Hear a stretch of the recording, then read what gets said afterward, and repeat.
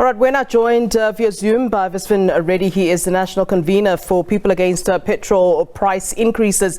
A very good afternoon to you, Visvin, and thanks very much for joining us. Clearly, you agree with the sentiment, as people are saying. You heard from this clip we just played. I mean, is this sustainable? People are saying we simply can't actually go on like this.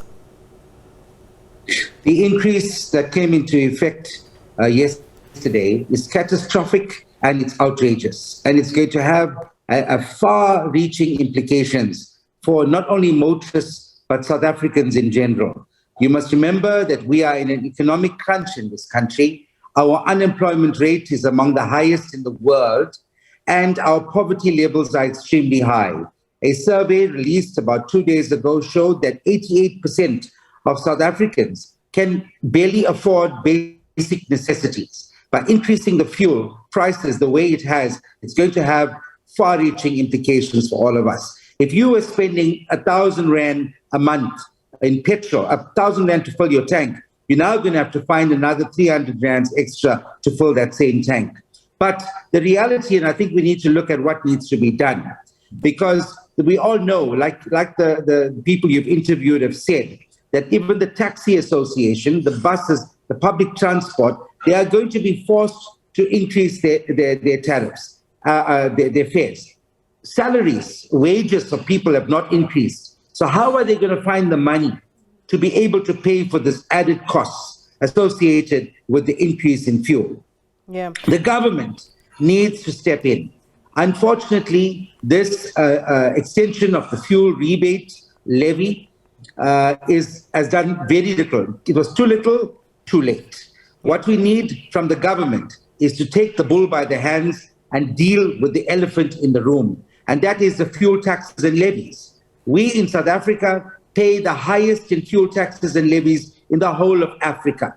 In fact, we are paying close to 35% in taxes and levies. Government, instead of looking at tightening its own belt and finding ways to cut back on wasteful expenditure, corruption, mismanagement of funds, which amounts to trillions of rands, and the fact that we are currently in an economic crisis and that we are servicing debts and loans amounting to trillions of rands, the government should be looking at ways and means of tightening its own belt, and by trying to save on the money that on the revenue it uses for these nice to haves. Yeah, I mean, secondly, you talk about the other proposal that we have. Your organization is called People Against the Petrol Price Increase. I think all of us are people against petrol price increases. Talk to us about some of your plans and how you plan to hold government accountable, as you insinuate there. You're saying that, government does indeed need to